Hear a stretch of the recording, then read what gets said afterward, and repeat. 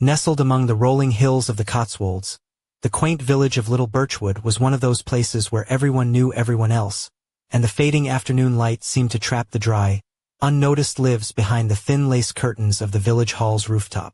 On this particular evening, the hall was hosting a charity gala, a well-intentioned event masterminded by Jonathan Harper, a local entrepreneur determined to seal a crucial business deal to expand his artisan gin distillery. Amelia Harper, his wife, moved through the softly lit room like a shadow dipped in moonlight. She wore a figure-hugging black satin dress that clung just above her knees, held precariously by slender straps that seemed to defy gravity. Beneath, she wore sheer nude stockings, barely visible except for a delicate lace garter, and fine midnight blue silk lingerie that whispered secrets only she knew. The ensemble was more than clothing. It was armor, a slow-burning flame that drew her posture straighter, her steps surer, her breath deeper. She wasn't dressing to catch anyone's eye, yet with every step, she felt herself becoming both more innocent and more dangerous. An intoxicating paradox. Jonathan soon disappeared into a cluster of suited men animatedly debating land rights on an estate near the nearby town of Stratford-upon-Avon. Amelia found herself alone by the champagne bar, her fingers tracing the embroidered tablecloth as though it held the blueprint of her destiny. Then, without warning, he appeared. Charles Harper, Jonathan's father, was a man cloaked in quiet reserve. His thin smile edged with a hint of sardonic amusement, as if he viewed the world from some distant plane of existence. Normally, their interactions were limited to polite nods at family dinners. But tonight he approached her, a glass of wine in hand, his smile barely twitching at the corners. Leaning close, he murmured into her ear, his breath a warm breeze, curiously intoxicating, and for reasons she could not understand, Amelia did not pull away. The conversation that followed was a strange dance. Light as lace yet unsettling, like the wind right before a storm. Charles spoke not only with words but with pauses, with glances, the way he held his glass, and how his body angled slightly toward her, as if drawing an invisible line only they could cross. At some point, they found themselves apart from the crowd, the rest of the room dissolving into a blur.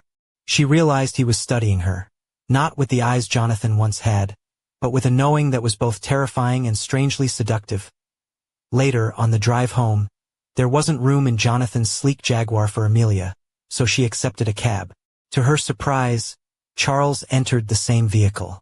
They sat side by side in silence, the heat of his hand almost grazing her thigh. He stared out the window, she watched him. The streets sliding past like a blurry gallery of unfulfilled desires. When the cab stopped and they parted, his gaze lingered longer than the role of father-in-law allowed. It was as if he wanted to say something, but instead, he gave a crooked smile and walked away. That night, Amelia struggled to sleep. After shedding her dress, she stood before the mirror, not for Jonathan's eyes, but for her own. She looked at herself with a strange new awareness, as if someone was finally seeing her. Not just with sight, but with skin. From the back of her drawer, she retrieved a forgotten set of lace lingerie and layered it atop the others. Not for tomorrow, but to feel closer to the woman she was becoming inside.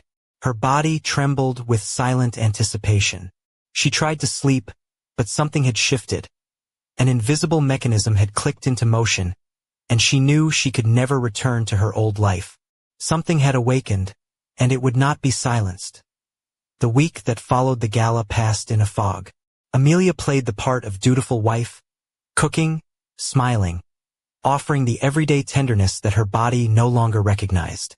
Inside, behind an invisible pain, another world thrived. A world where she preserved the memory of Charles's touch, his gaze, the unfinished phrase on his lips, his quiet smile, and the charged silence of the cab ride, vibrating with all that was left unsaid. The weekend brought a lunch at the Harper family home in Old Mill Road, a typical suburban enclave of detached houses and wide streets scented with mint and freshly cut grass. Amelia chose a modest but form-fitting white dress with short sleeves that accentuated her curves, and beneath it, that same midnight blue lingerie, a secret flame against the cool fabric. The house smelled of stewed cabbage, the warmth of ants, and birch firewood. A cozy ambience. Yet Amelia felt a palpable tension simmering beneath the surface. Jonathan immersed himself in conversation with his brother, as usual, while Amelia moved through the kitchen on autopilot until Charles approached her more closely than was customary. "You seem a bit quiet today," he said, placing a tray of homemade marmalade near her fingers. He didn't touch her, but the heat of his hand seemed to linger in the space between them. "Just a difficult morning," she replied, brushing her chin lightly with her hand. A gesture Charles noticed immediately later, alone by an old sideboard near the kitchen window. Charles's eyes didn't meet hers but fell just below, a gaze that brushed against her skin rather than her soul. Not with vulgarity, but with the commanding power of a man fully aware of his effect. He maintained distance in this silent game, and when the others moved to the garden for afternoon tea, Amelia returned to the kitchen for sugar. Charles was behind her. "Did you know I can hear your footsteps before you even enter the room?" His voice was barely a whisper, but his words slid along her skin just beneath her shoulder blades. "Is that bad? Dangerous?" she asked. They stood frozen, the sounds of children laughing far away outside mingling with an absolute silence inside. He was close, and she could smell the scent of musk and cigarettes on him. He did nothing but look at her, and that was enough to send a shiver racing down her spine. Back in the car with Jonathan, who chatted animatedly about a meeting with a new contractor, Amelia nodded absently. In her mind, Charles's voice echoed. "It's dangerous." The warning didn't frighten her. It excited her. The next morning, she woke early, slipped on a robe, and sat by the window watching the gray mist envelop the garden. Charles's fingers traced invisible paths on her skin, leaving marks only she could feel. She dressed in a new set of black lingerie, delicate with lace at the back, worn beneath her casual clothes, not for anyone else, but as a reminder that she existed. 3 days later, she found a reason to visit Charles's house. An old family photo album was needed urgently, supposedly for Jonathan's birthday collage. Charles's brief text read, "Drop by after 4. I'll be home." Driving through the rain-wet streets, the asphalt gleamed under the cloudy sky, and Amelia's palms dampened as she smoothed her dress before ringing the doorbell. He opened almost immediately, as if expecting her. Wearing a gray turtleneck sweater and jeans, his hair slightly tousled and a day's stubble on his cheek, he smelled of fresh coffee and something more dangerous. "Hello," she breathed. "Here for the album?" He smiled. "Yes," she confirmed. Though she knew it was more than that, he led her to the veranda where a thermos of tea sat on the table. Together, they flipped through the photos, him as a young man, Jonathan as a child in dungarees. They laughed, but each chuckle felt like a fragile excuse, a cover for what neither would name. "Remember the first time you came to the house wearing that blue blouse?" Charles asked quietly. "Jonathan couldn't take his eyes off you. I was married and blind." "I suppose," Amelia replied softly. A silence fell. His hand rested on the table, close to hers but still motionless, waiting. She placed her hand over his firmly. He didn't kiss her, didn't speak, just squeezed her palm. That touch was enough to set the rest of her day ablaze. A week passed, though it felt like a lifetime. Each morning with Jonathan felt like a frozen scene, a stage set for a play Amelia no longer wished to perform. She was an actress rehearsing a script that belonged to someone else. The real story began the moment she received a message from Charles. "Could you help me pick a gift for Jonathan? Need your good taste. Today after lunch." She read the note several times. Innocent on the surface, but beneath, the silk thread of something dense and secret wound tightly. Hidden from prying eyes, she dressed in a pale gray dress with a high neck and elbow-length sleeves that highlighted her waist and collarbones. Her shoes were navy blue, low heels, her own secret code. Beneath her dress, she wore red lingerie, bold and defiant. She didn't think Charles would see it, but she knew he would feel it. They met at an old shopping arcade in the nearby town of Barford, a place with faded tile floors and the rich aroma of freshly roasted coffee beans. Charles stood at the entrance with his usual half-smile.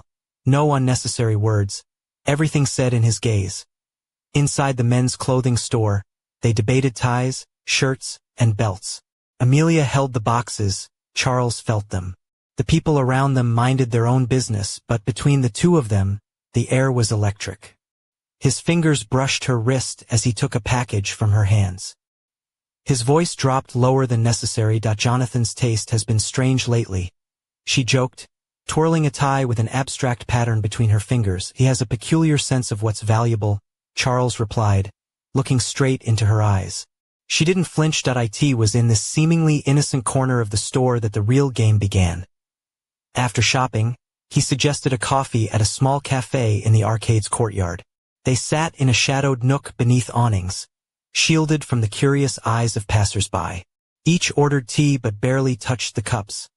She remembered how he took her hand openly, without a word, and held it as if the world could vanish around them. "Where are we going?" She whispered. "I don't know," he answered, "but I don't want to stop. Me neither. But I'm afraid someday we'll lose control. Maybe that's what we're waiting for." The ride home was accompanied by an old folk song pouring softly from the car radio. Suddenly, Amelia felt tears prickling.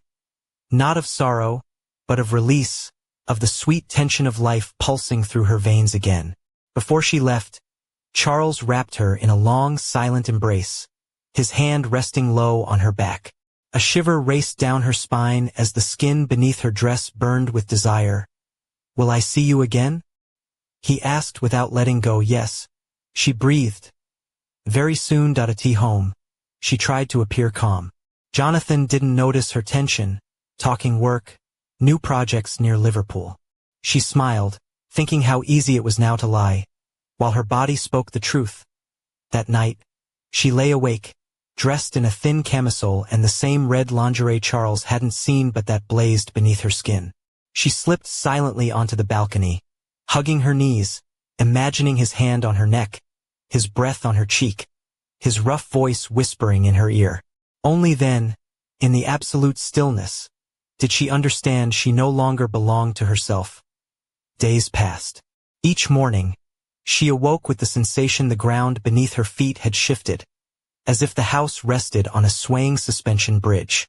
She made coffee, ironed Jonathan's shirts, but all felt detached, except her thoughts of Charles. Neither had sent messages. Between them, a silence settled. Not an end, but a truce. Jonathan decided it was time to socialize. They visited an old school friend in Manchester. The spacious house buzzed with guests, children's laughter, and conversations. Amelia felt like a stranger. Midway through the evening, her phone buzzed. A message from Charles. "I know you can't talk, but I miss you." She pressed the phone to her cheek and closed her eyes. She couldn't reply, only breathe. That was enough for him. An hour later, they drove home. She sat silently, hands folded in her lap. Jonathan, relaxed, joked about how much she and Charles had been in contact lately. His words struck too close to the truth. That night, after Jonathan fell asleep, Amelia returned to the balcony. The glass pane rattled in the wind. She saw herself reflected. A woman in a thin nightgown, hair tousled. No longer the wife who sought approval, she was herself at last. Alive, dangerous, alone. The next day, a message arrived. "I'm heading to the countryside for a few days. No one will be there. Want to come?" No explanations. "Just come." She read it 10 times, then prepared quietly. She told Jonathan she was visiting a friend in York to rest. He didn't ask questions. Charles's country house was secluded near a tiny village called Ashcombe, nestled among hills scented with wild thyme and silence. The old wooden house had a cherry tree in the garden and a creaky iron gate. He opened the door wearing a loose shirt over jeans, his hair tousled, stubble shadowing his jaw. More a man than a father-in-law, simply the man who had been waiting for her. "I thought you wouldn't come," he said, holding her gaze. "Neither did I, but here I am." They didn't rush into each other. They sat on the veranda, drinking honeyed tea, eating chokeberry jam. The wind stirred the curtains. He spoke of a book he was rereading. She confessed her exhaustion with the city's noise. They spoke softly, but their bodies hummed with heat.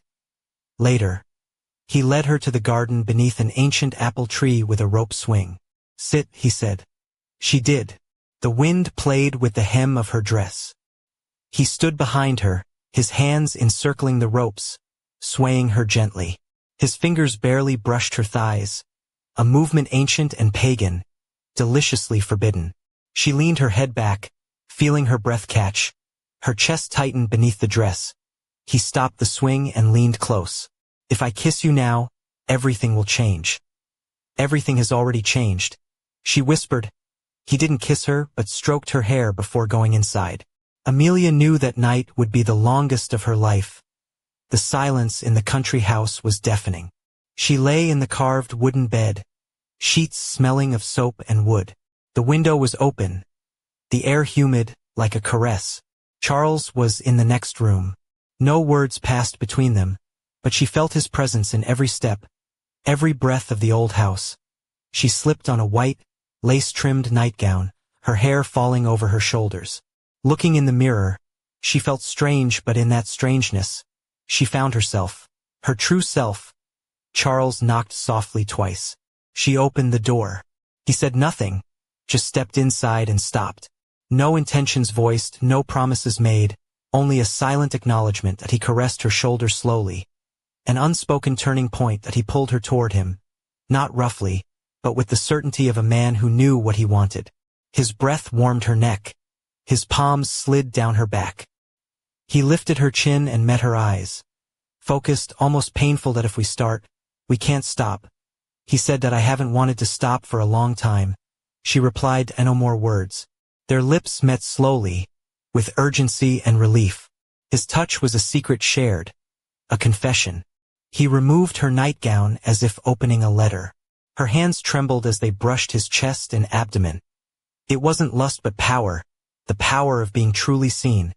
Not as a function or a wife, but as a woman. He covered her with his body like a shadow. Their movements were precise, almost soundless, only breathing and the whisper of sheets. She bit her lip to stifle a cry. He held her hand firmly. An anchor in the storm. It wasn't madness. It was revelation. When calm returned, they lay with foreheads touching. He stroked her thigh as if to confirm she hadn't vanished. She listened to his heartbeat, he to her breath. "Oh, you understand this isn't simple?" He asked. "It's just beginning," she said. The next morning, she left. Neither asked her to stay nor begged her to go. Everything seemed normal. Jonathan watched TV and asked how her friend was. She lied so easily it frightened her. She wore the same dress, but beneath was a different body. A woman who had crossed a line. A week passed, then another. Charles disappeared as if nothing had happened. Only her fingers remembered his skin. Her lips sought that softness. Inside, the fire still burned. One night, Jonathan held her close. She stayed still. "You've changed," he said. "I don't understand. You seem so far away." She smiled but said nothing. He went to sleep. She stayed in the dark, clutching her phone, reading a message that had just arrived. "I'm leaving for a long time. Offered a job in London. Maybe it's better this way. Maybe I won't see you again, but I'd like to." She didn't know how to react. Only tears came, not of pain but liberation, solitude, and the impossibility of living without touching the truth. Outside, the wind stirred the curtains. She understood that nothing had ended. Another story had just begun, with him or without him, but without masks. Because living without feeling the truth was impossible. And somewhere in the shadows, a secret waited to be uncovered. The dawn spilled pale light over Little Birchwood, casting long shadows through the ancient oaks that lined the village's narrow lanes. Amelia Harper sat at the kitchen table, the soft clink of a spoon against her porcelain cup punctuating the thick silence. The red lingerie beneath her delicate cream blouse was a secret she savored like a private joke, a flicker of fire beneath the calm surface. Her dark hair was loosely pinned back, strands escaping to frame a face that wore the faintest trace of last night's tears, but also an unyielding resolve. The village was waking slowly, birds chirping hesitantly, and somewhere down the lane, a dog barked at an invisible threat.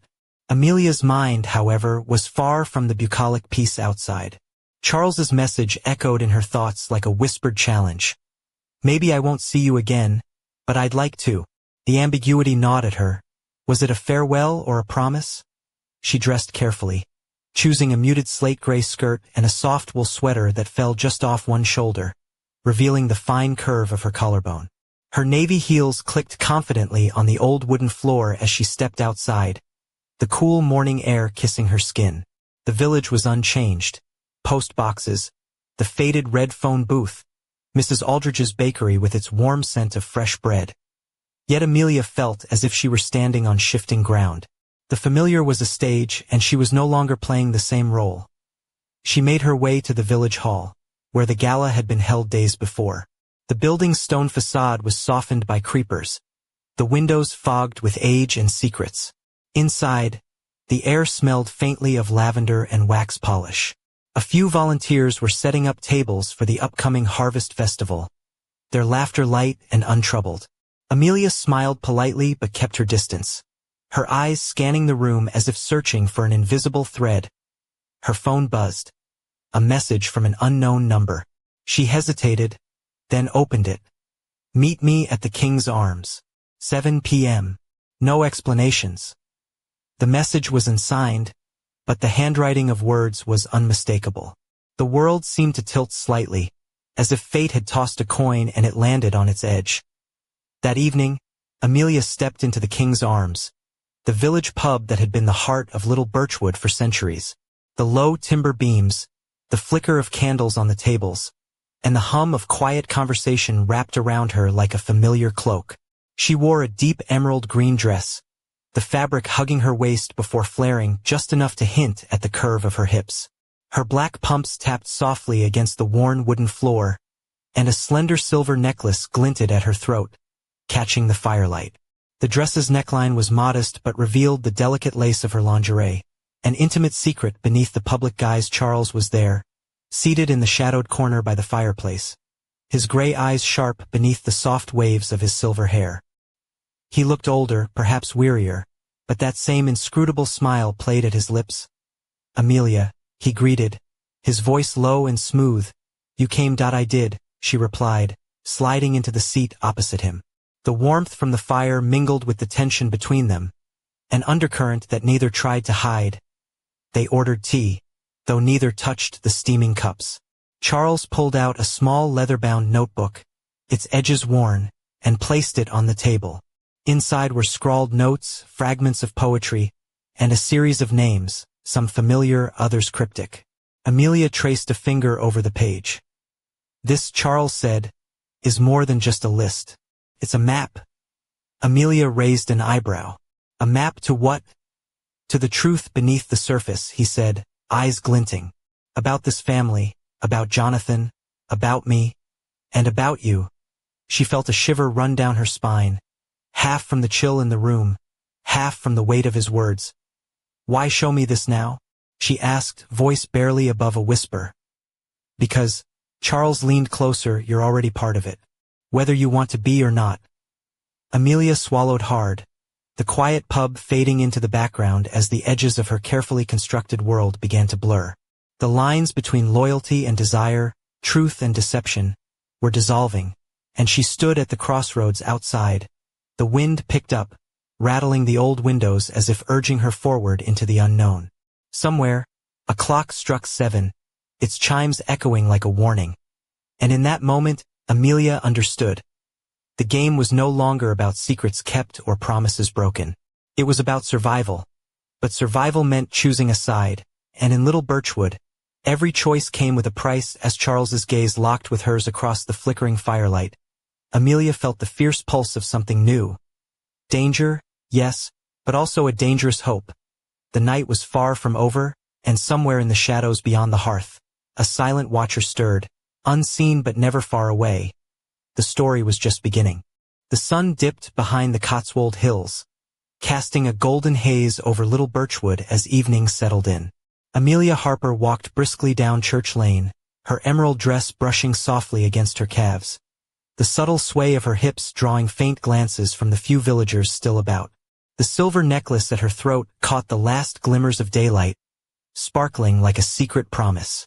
Her heels clicked with purpose on the uneven cobblestones, a rhythm that matched the steady beat of her racing heart.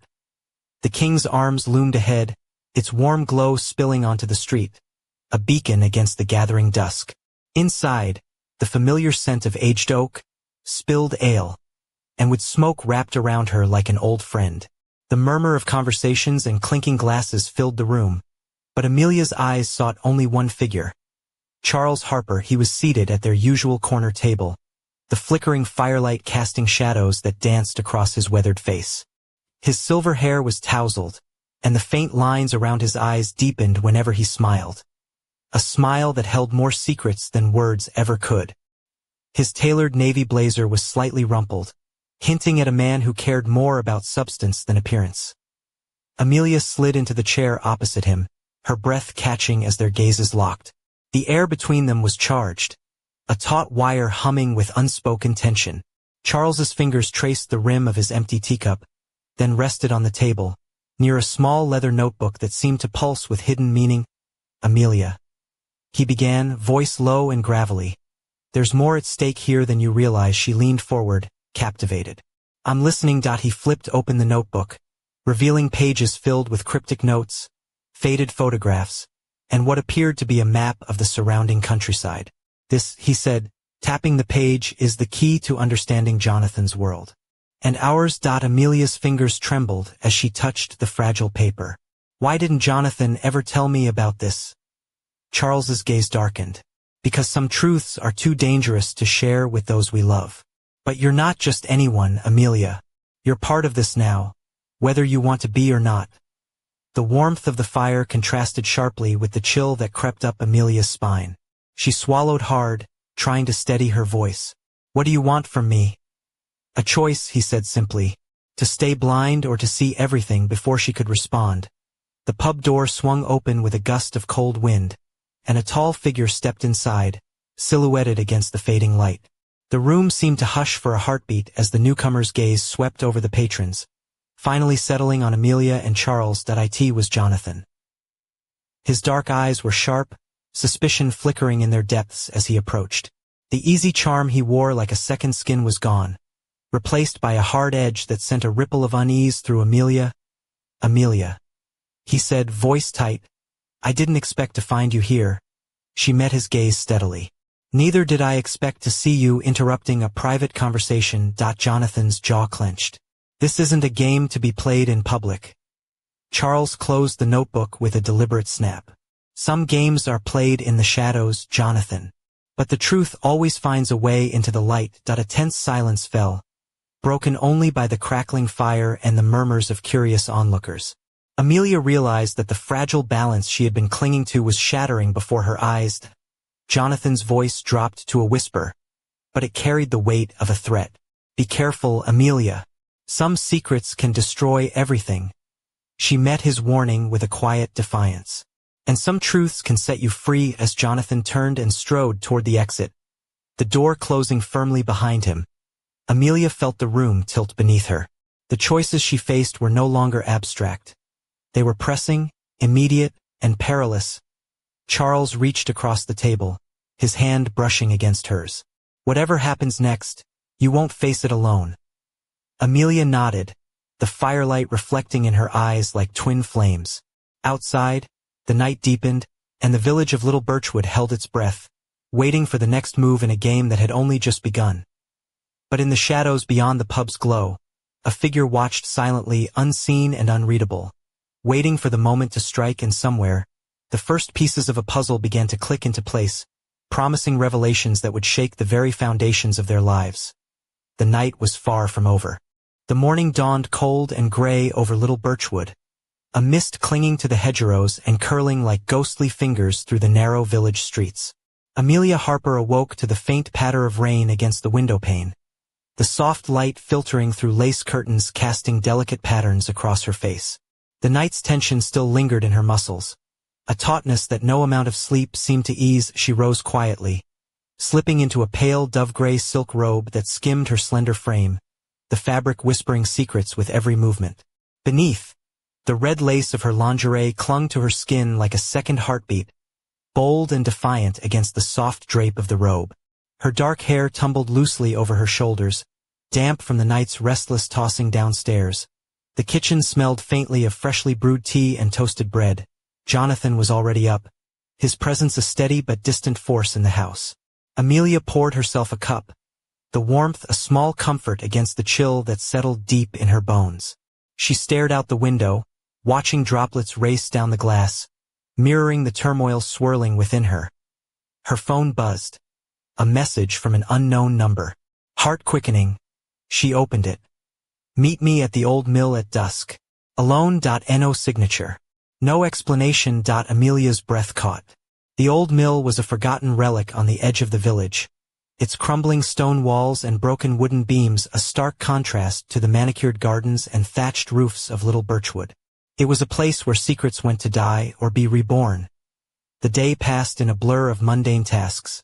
Jonathan's meetings, the ticking clock, the distant hum of village life. But Amelia's mind was elsewhere, circling the enigma of the message. She dressed carefully for the meeting, choosing a deep sapphire blue dress that hugged her waist and flared just enough to hint at the shape beneath. The neckline dipped modestly, revealing a hint of the fine black lace lingerie she wore underneath. A silent rebellion, a whispered promise as dusk settled. Painting the sky in bruised purples and fiery oranges, Amelia made her way to the old mill. The air was thick with the scent of damp earth and wildflowers, the soft rustle of leaves mingling with the distant call of an owl. Her heels crunched softly on the gravel path, each step echoing in the quiet. Inside the mill's shadowed interior, Charles Harper waited. His silhouette was framed by the waning light, the lines of age softened by the gentle curve of his smile. He wore a simple dark sweater and worn jeans, a man stripped of pretense. You came, he said, voice rough but warm. That I did, Amelia replied, her eyes searching his face as he stepped forward, the air between them charged with unspoken words. There's more to Jonathan than you know. More to all of this. Amelia's pulse quickened. Tell me. Charles reached into his pocket and produced a small, worn key. This opens a chest hidden in the family estate. Things Jonathan wants buried forever. She took the key, its cold metal heavy in her hand. Why tell me? Because, Charles said, you're the only one who can unlock the truth. A sudden noise shattered the moment. A twig snapping outside. Both froze, eyes darting toward the entrance. A shadow moved beyond the broken doorway, watchful, silent. That Amelia's heart pounded. We're not alone. Charles nodded grimly. We never are. The night swallowed them as they slipped into the gathering darkness, the old mill standing as a silent witness to secrets that refused to stay hidden. And somewhere beyond the village's edge, eyes gleamed with intent, plotting the next move in a game far older and more dangerous than they imagined. The story was far from over. It was about to spiral into darkness. The chill of early evening wrapped around Little Birchwood like a silken shroud as Amelia Harper made her way through winding lanes toward the Harper estate. The sprawling manor sat perched atop a gentle rise, its stone facade etched with the patina of centuries. Ivy curled along the walls, its leaves whispering ancient secrets in the soft breeze.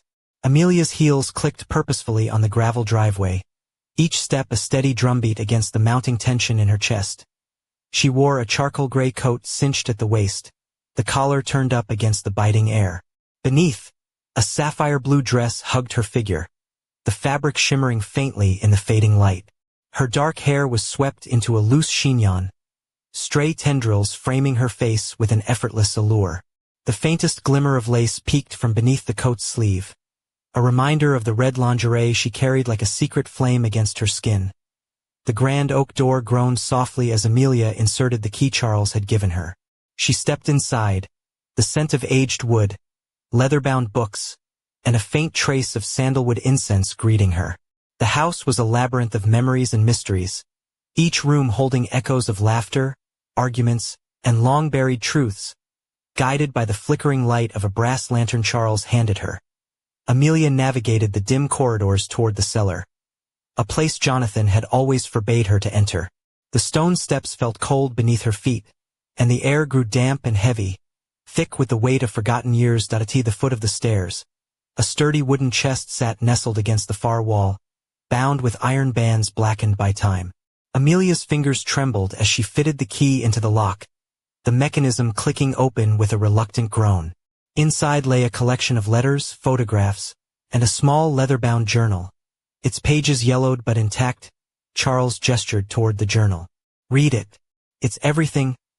Amelia opened the book, her eyes scanning the elegant, looping handwriting. The entries spoke of forbidden affairs, business betrayals, and a family legacy built on both ambition and deception. One passage caught her breath. Trust is a fragile thing, easily shattered by truth. My son Jonathan will stop at nothing to protect the family name, but the cost may be more than he can bear. A sudden noise echoed from above, the distant thud of footsteps on the floorboards. Amelia's heart leapt. We're not alone. Charles nodded grimly. Jonathan's been alerted. He knows we're here. The cellar door creaked open, and Jonathan's silhouette appeared in the dim light, his dark eyes blazing with a mix of anger and desperation. Amelia, he said, voice low but fierce, you shouldn't have come here. She met his gaze steadily, the weight of the journal heavy in her hands. I needed to know the truth. Jonathan took a step forward, the tension between them crackling like electricity. Some truths are better left buried. Amelia's voice was steady, laced with newfound strength. Maybe, but I'm done living in shadows. For a moment, the three of them stood locked in a silent standoff, the past and present colliding in the musty cellar air. Then, without warning, the lights flickered and went out, plunging them into darkness. A whispered voice broke the silence, cold and menacing. You shouldn't have come.